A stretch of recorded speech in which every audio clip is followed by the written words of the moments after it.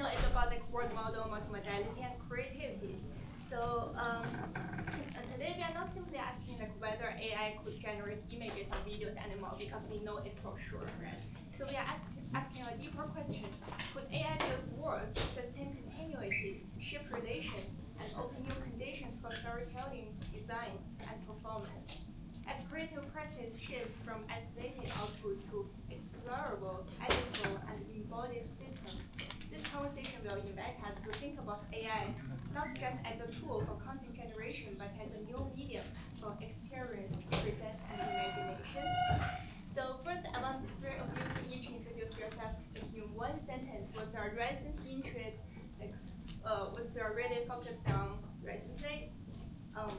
Yeah, and how did you know about our hackathon? Yeah, please. Great. Yeah, I guess I'll get us started. So Matthew Spremulli, I was a speaker yesterday from Autodesk Research. I am an architect by training. Storytelling about near-term possible futures was always very much part of the practice. And so transitioning into filmmaking and experience support it feels like a natural transition, and I'm just really happy to be here for 2 years in a row. Heard about it for the first time last year because colleagues at our Autodesk offices and MIT said this is the one place where people are very open about experimenting with the new mediums. So nice to see you all again this year. Welcome, Matthew. Hello, I'm Georgieva. I have two hats. I lead the Innovation Center under our umbrella. We have the AI, XR, and Quantum Labs at the New School and Parsons School of Design in New York City, and I also teach. And I teach one of the longest and largest immersive storytelling classes in the country. It's been going almost a decade. Next year we'll make it through. And it actually brings 100 students from different parts of the Parsons School of Design. And that means from fashion to communication to game to architecture to strategic design. And so it brings all of these students together, and the class really walks into thinking about the future of storytelling and in the context of the new affordances that are becoming available to us. And so I'm really excited to be here. Well, I also came on the very first MIT Film Hackathon, which Rihan here recruited me from another hackathon. So good to be back. I skipped last year, but I followed online lots of the action, so excited to be back. Thank you for being a long-time friend. Yes, yes. And of course, you guys, so important for this festival. Thank you, Anna. Thank you, everyone, for having me. So I'm Daniel Pillis. I am faculty at Emerson College, so I teach virtual production and AI filmmaking. I come from a background in virtual reality, XR. I was really invested in the evolution of computer graphics and robotics and how they intertwine, doing lots of research in that at a few different institutions. And most recently, I was at the MIT Media Lab, where I actually was also here at the very first AI Film Hackathon, with some people here in the audience, actually, who really inspired me at that time to be involved in this community. So it's been a really great community to watch evolve at MIT, and especially now teaching AI filmmaking with the support of OpenArt and Flick and lots of the collaborative partners here. It's been really exciting to see the medium evolve. Amazing. Yeah, thank you for being both like a practitioner and a researcher and a scholar and a teacher in this field and pushing the boundaries forward. Yeah, so now let's begin our questions. So when you hear this year's themes, like open your eyes, what does it mean in your own field, or from your perspective, what are you thinking of it? I still have the mic, so I'll answer. I have 2 projects right now that I'm working on that relate to it. I can speak about briefly and go back to the world models idea. I collaborate a lot with a perception and vision lab here at MIT in McGovern, and we're working on a project for a while now about vision simulations and changing the way we see the world. So changing the way we see the world, I think, is the operative term here, and it relates to both how virtual production and AI world models impact our experience of ourselves and others in time. So with that as a background, with virtual production and world models, we are given the ability to create really amazing, controlled, immersive experiences for audiences that are dynamically changed by the way that we change parameters and upgrade the experiences. So virtual production is totally immersive. You're actually, when you're the actor or the participant, you actually see the environment you're in. You really feel present in it. Your eyes are there. You see the simulation. And AI has a lot of the same potential, but specifically with world models, when you're able to create these environments dynamically, you're able to really supercharge the virtual production workflow, bringing virtual environments artificially generated into these LED screens, dynamically creating these experiences for people. Cool. Next. Thank you. I think at the moment, my work in the last few years has really focused on narrative, sort of the future of narrative, procedural narratives, and particularly in that context of co-creating with, what I see these generative AI tools that we have as narrative systems, because they work on so many layers, from the character to the world to the various various vignettes or fragmented stories one can create to really a full feature. The other part of my work focused on storytelling for impact. So because we have an abundance of ways to create, what does it mean to create for something we care?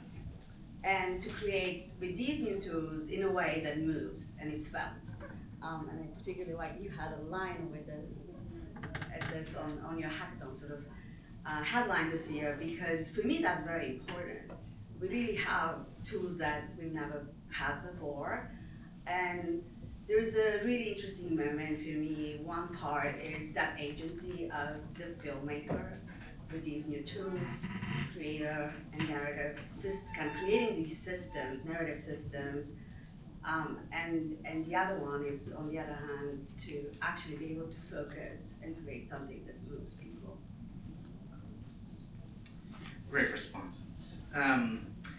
I think for me, open your eyes relative to world models is that there can be, I think, a brand new way of telling stories, which is that in the future, very near future, I anticipate you will be able to start a story from the environment first. And I think that is kind of like a powerful thing to say.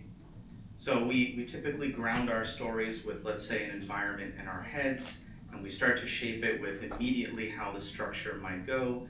But I'm really enticed by the idea that you can start a story from a world that you're building and maybe let it emerge out of that. So obviously there's going to be some points of friction of where you let emergence take the wheel and where you want control. But I think for me that is the like underlying premise and power of what world models could do. And I think it would be an amazing approach to telling stories in that fashion. Outside of, let's say, linear content, I'm also just really enticed by the idea that you can make a very rich and responsive and dynamically interactive environment as an experience in and of its own right. So I think we've seen a lot of artists in the XR space and a lot of people in game industry laboriously try to craft these environments, and they are super strong. And I continuously hear from people that for these big open world examples, they would love to just be, let's say, a cafe barista in Cyberpunk 2077. And now we have a means in which that you can try to experiment that, either yourself or by people who might be able to craft a little slice of that. So I think we're seeing two new directions that can come out as a result of world models. It's a very cool answer. Thank you for all three of you. So based on what you said, thank you. Like Daniel, you work on like virtual production, and also Maya, I think you advocate like learning environments. And also like Matthew, you talk about like environments, like we build the story from the environment first. So talking about environment, I believe we all have a lot of imagination in our mind, and as we practice in this field, we have an idea of what the environment, what the world model would like. But talking to our audience, like, could you introduce what does that mean, like for the multimodality world model? Like, I'm asking this question because like several years ago, when people talk about like multimedia learning, maybe people are still thinking of like PPT PPT, like PowerPoint, then so what does it mean, like multimodality in this world? Yeah, I think the best way I can answer it is, I've been very invested recently, and I think generally in my practice in the concept of multisensory models for experiential design. So creating ways that people can have the richness of sound, touch, texture, scent, object-based experiences, and vision, like reality, right? Reality is multisensory. But most of our experiences in media are not. They're just one-dimensional, or they're video or image or sound-based. And then theater's always had the rich tradition of the physical experience, bringing all the tacit, tangible aspects of that into the narrative, but then the audience factor interrupts that sometimes. So in my early work, I was creating these fully immersive environments, homes, offices, spaces where audience members would physically touch and experience the perception of a narrative reality. With the simulation issue, you run into all sorts of technical complexities, right? If you want to create a very rich, engaging virtual environment, it typically requires a lot of work. The benefits of these world models is that, for example, right now in my studio at Emerson, we can just go into a large virtual environment, a physical space, a large LED screen, and just say where we want to be. Just speak it. And the text can generate through the system we have an environment that will just appear on the wall in front of you in a few moments. Or you can change the way the camera feed works with a text prompt. So 1 minute you're Taylor Swift, the next minute you're, in Game of Thrones. You can explore all these different IPs, all these different environments. And I think that, I don't know if you were asking a technical question, but the experiential question for me is, how do we create environments that robustly recreate the complexity of multisensory experience? How can we then leverage new technologies to simulate that? Amazing, like real multisensory. Go ahead, Maya. Yeah, I think multimodal is just across modalities. In this space, I actually want to pick up something that Matthew just said, the idea of the environment. And I think the way this changes is that once you create and have systems like that, and it means that the environment responds. The environment is a character in it, and the environment knows that you are there. And I think that's a completely different way. And indeed, early on, one of the places to experiment with that was games and virtual reality, immersive realities, but that is changing. Because on the other hand, sort of multimodality means moving and thinking that sort of the seeds of a story, the very basic ingredients of the story can live in a variety of different formats, can come into different surfaces, or different senses even. And that means you can experience it in a sonic way, in a possible, being enveloped in it in context of projection, and as well as in immersive worlds, or it could be very interactive storytelling, even if it's on your phone or other screen, any other screens. And then essentially these stories are starting to persist around us. And yeah, they may be materializing in glasses, and these are characters that we get to know and then will be with us. So in that moment, we are starting to create, filmmaking becomes really that moment of creating worlds, and then really creating worlds for these stories to emerge, creating the conditions for emergence. And I think that's where we're moving. I think we have some tools today, but that's where we're moving, and that's where we're starting to think really as dramaturgs in this new space, in this immersive space.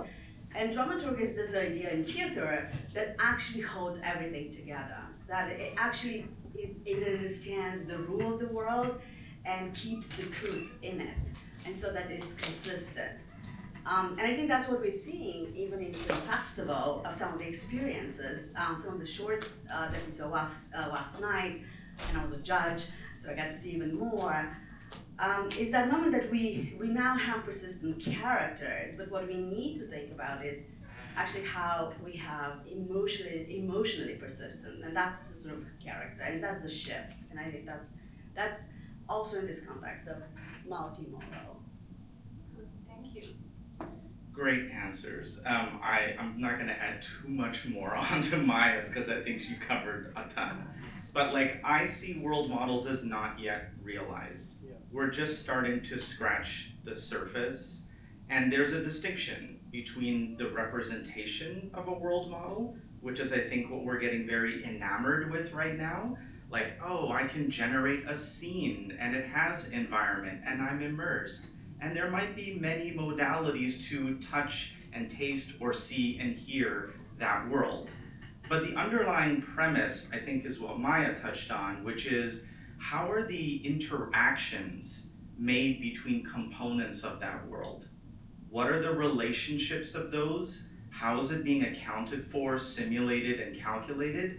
How is change managed? That is, I think, the promise of a world model. And I don't think we're there yet. And I think we're going to see various types of world models for different contexts.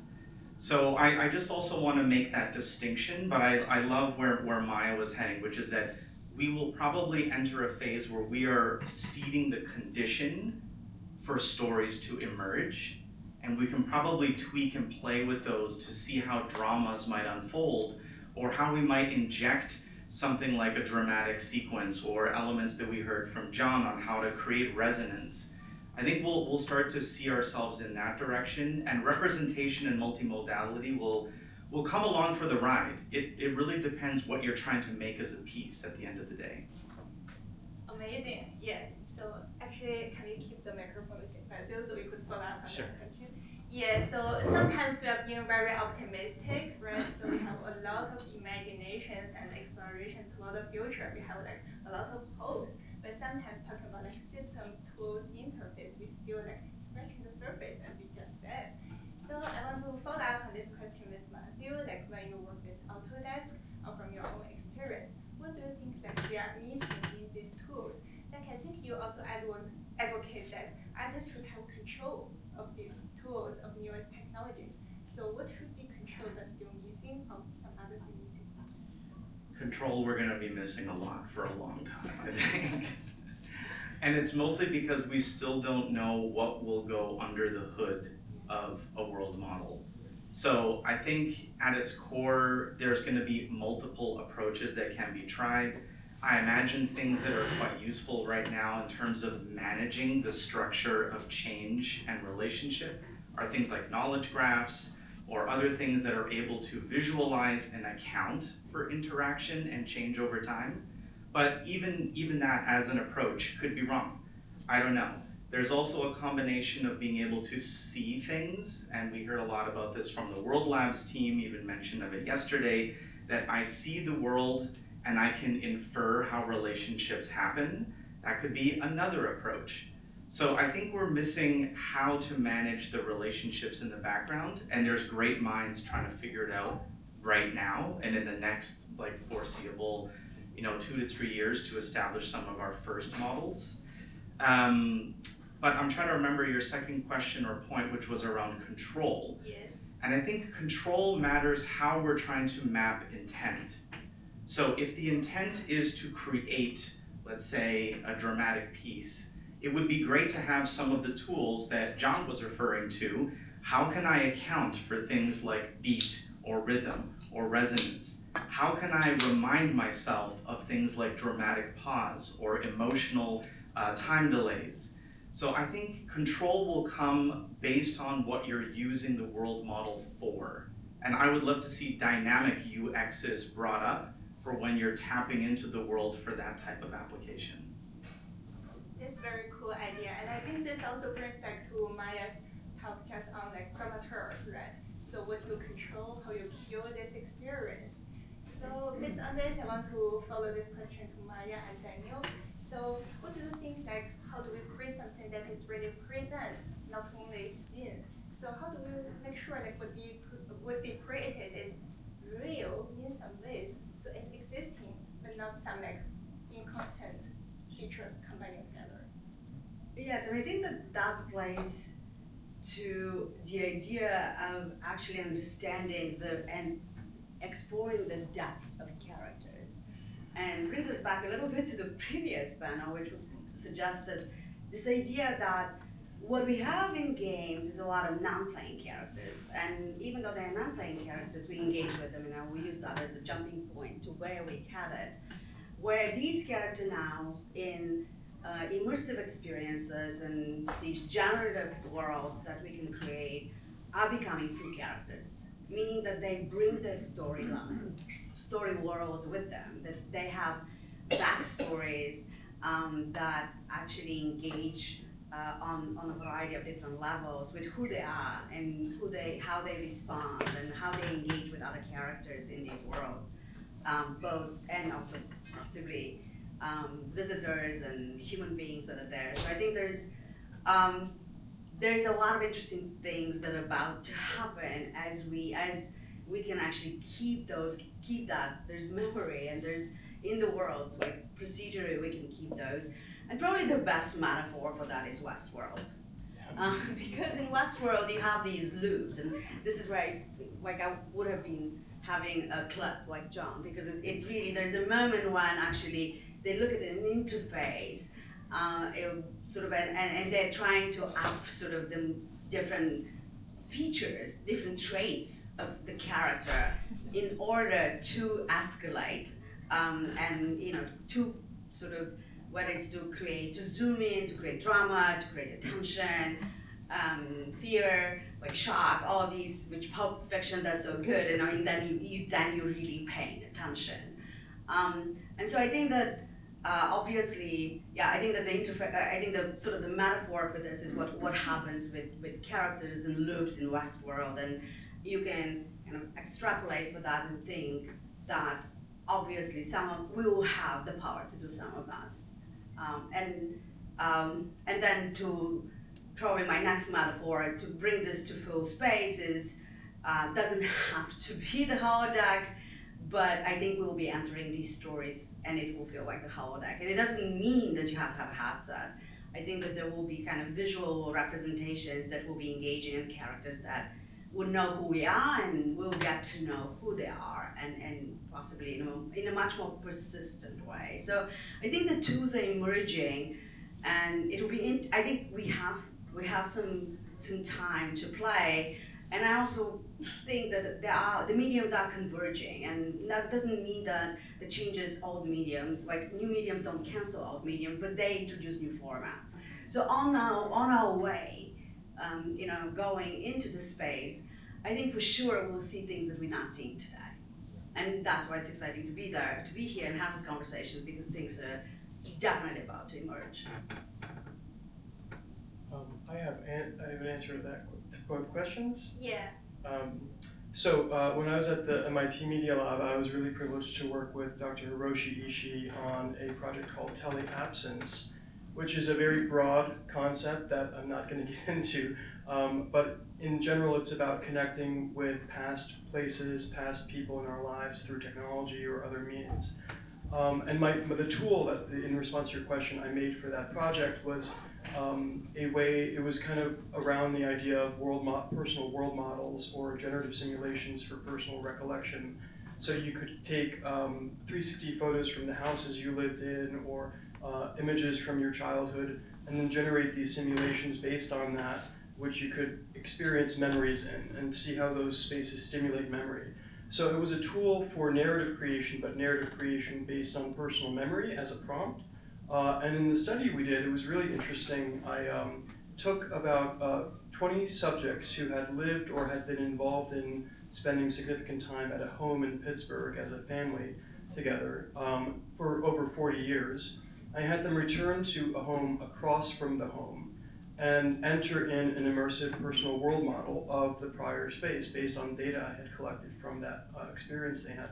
So it was all their personal data, all their old home movies, all their old audio recordings, all the old photos.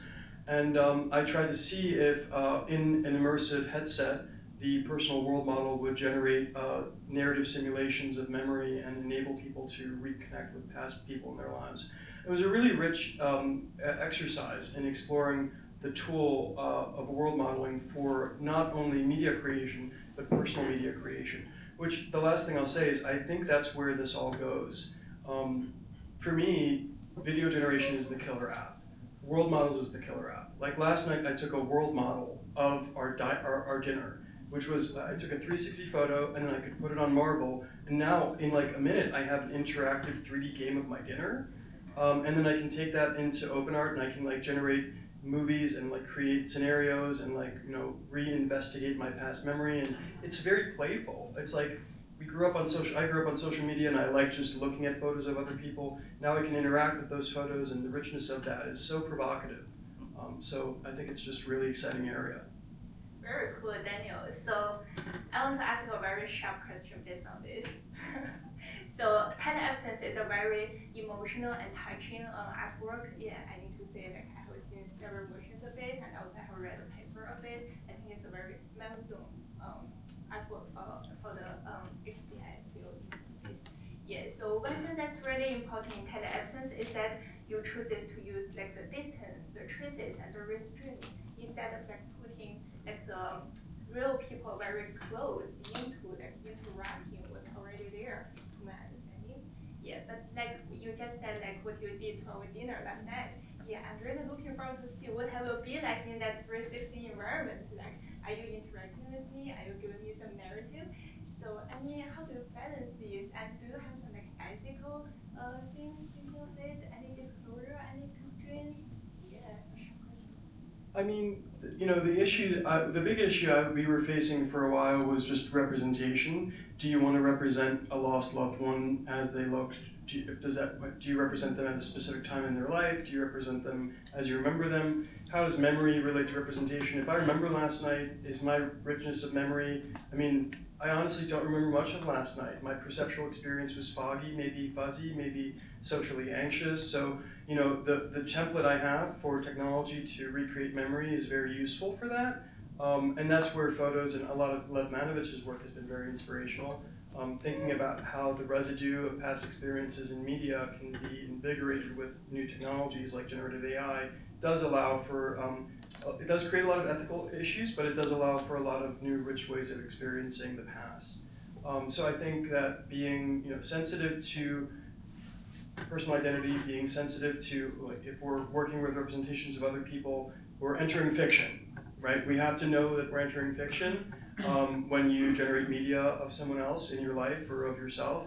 But that's also life, in a way. The future is fiction. We're just creating it as it happens. The future is fiction. That's good. I mean, I think the questions of ethics are very important, and for me, they're actually twofold. And one is sort of the idea of data and privacy and metadata and consent and all these things that are important and we should respect, and we'll work in a fuzzy place in terms of ownership and authorship and all that, but possibly it's probably going to resolve itself, although law catches with technology all the time. But the other part is design. And the design is something that we need to be designing in a way that you are allowing participants to know what is going on and that they are aware in some respect, and you're respectful to their presence in those worlds or experiences, especially if it involves participation. But it's also important to know what are you about to see or be part of. And I have instances in my lab, whether it's with VR or other very strong cinematic experiences that, you know, that we definitely introduce them and we let people choose whether they should be part of them or not. And I think it's very important. And we do this now, we have a lot of control with this now, but I think in the future we need to think of how we design that within the space. Just respecting the participant, the player, the actor, no matter who they are, and how they may interact with others. And I think that's something that is, it's a good question. It's a good design question for us to think in this field. And I also think it presents an interesting constraint. And design oftentimes likes these type of questions. When you have a constraint, and you kind of have to think about, well, how do we make this possible? How do we appreciate the opportunity and at the same time appreciate the human factor? Great responses. Can I get a refresh of the question? Because I remember, my head was immediately going down the same fork in the road that Maya did, which is there's ethics of data and building the worlds, and then there's ethics of living or designing those worlds. And is it you're asking for both? Yeah, I think whatever you have a perspective on, and maybe I could follow up. Like you also says like bring your own data, right? And you have Right. some local models like doing the algorithm for your own data. So maybe that's also like deriving from some ethical thinking. Most definitely, yeah. So I mean, I guess it depends what we want world models to do. If we're expecting them to behave like frontier models, they will need to be trained on massive data sets that will need to come from somewhere. But if we're expecting world models to be more bespoke and small in what they're able to do, there probably is a world in which we can bring our own data to inform those worlds. Maybe there's even a merge between the two approaches, where it's trained on something really large, and then all the finessing happens on the tail end. Maybe similar to what we're seeing LoRa's do for image or video generators now. I'm not sure. There can be many approaches. On the ethical dimension, I'm super interested and provoked by this idea that maybe I'm gonna push it back to mine in a second, but I'm curious, as designers, are we intending to think about that right up front, or should we be thinking about pushing where the medium is going? I really like the first response, which was, it's giving us a chance to reimagine our own history or our own memory. That for me is pretty potent. I like to think a little bit forward, so I'm like, why wouldn't we start designing worlds which is more optimistic and more future forward and welcoming and based on really fundamental, for lack of a better term, good vibes, that we can collectively experience together and start to resonate towards? Because I find that it's often very easy for us to paint pictures of post-apocalyptic because we see it now, or we can get shreds of it, and it's very difficult to imagine optimistic or even pseudo hyper-imaginative worlds that are very positive. This could be the power of what world models could bring to the table. Come with me into my dream world, see what it's like. Let's talk about ethics in this what-if scenario. Great. So as we don't have a lot of time left, so I want to have one short question very briefly. So in this era, when we talk about all these concerns and ethical issues, and also being optimistic sometimes, what do you think, as you are our instructor or teachers in some ways, the schools and the institutions should stop doing immediately now? Stop doing. Yeah. Stop. Yeah, stop. You want to start? I could if you don't want to. Stop doing. I don't know if anyone should stop doing. I mean, I'm a big, as I grow, the more I mature, I realize that every experience is really special. Every person's perspective is a genuine expression of the novelty of life, and all practices should persevere. Drawing, making things out of clay, celluloid film. So at Emerson we have Steinbeck's film editors next to the virtual production, generative AI machines. It's all wrapped up in one experience, and it affords students a lot of creative exploration of what the tactility of celluloid media means versus the generative potential of a world model. It's all wrapped up in the same experience, the rich experience of education. So I think that, I do think we should stop being scared. Cool. So that's my last, I can end with that. Yeah, we should stop being scared. Yeah, I think that perhaps for me, because of I'm in education particularly, I think the most important part is for us to create conditions and open spaces for people to collaborate across disciplines. So the less we focus on disciplines and the less we focus on defining this and And the more we focus on actually opening the space for people to create, make together, like all the way from engineers to designers and performers, and exploring these new, the potential of these new tools in a way that is also purposeful, both playful and purposeful, is really important. But I think the one thing that I think we need to focus all along because of what's happening right now, which is you can generate 1,000 pictures so quickly. 1,000 pictures. So 999 of them will be beautiful, but forgettable. One will be beautiful, but wrong. And one will be beautiful and true. And that's what we need to focus on. And I think that's where taste is, and intentionality, and thinking about these deep potential part of this tool, but how much we can contribute in actually being in conversation with a generation of artists and creators that are coming along, but also opening the space and letting it happen. Just let it happen. Great responses. I also like the do not be scared comment a lot, because I often feel that it's actually academia that should be the most bold places of experimenting with this. So for me, I mean, like maybe even a sharp response would be if we were to just continue to experiment with AI, I wonder, like, do we need specializations?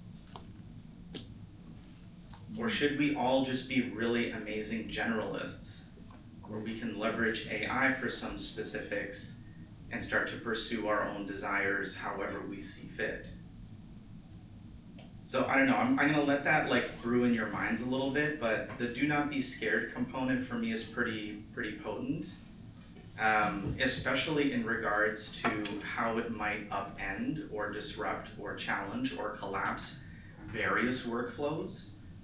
I think we should just be extremely open to reinterpreting how we make anything with such technology, period.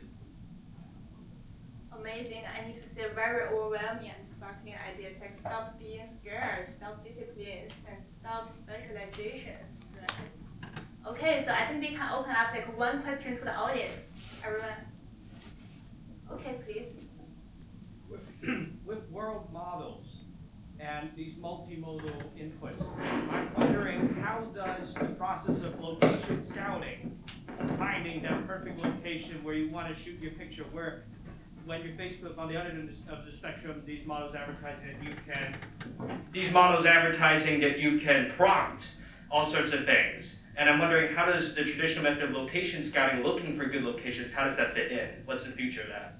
Can I will say no, because I live in the right neighborhood in New York City, which is the West Village, which everybody scouts, and that is a joy because I'm part of filmmaking in a way that is both what I teach, but about just generally going home. I think it's really so. I think that is to actually how you see intentionally think, how you train to see, because that's already been happening. People are going to, Second Life, Grand Theft Auto, and we're just going there to take photographs of the world and create mini dramas with this, game worlds, because they are the most some of the most so cinematic.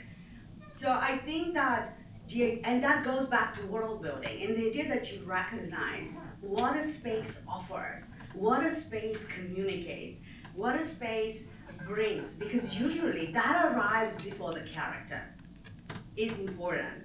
And it's something that brings back to the practice of, I think, filmmaking and storytelling, this idea to be able to paint the picture. Like if you have an oral tradition, when you move into visual mediums, you're looking as to how these things they actually allow us to arrive into the story before the characters, and so that I think continues to be very important. I think that now how we may be using new tools to be either building those within the worlds or identifying them within the worlds. It's interesting the meta movies that have happened in virtual worlds.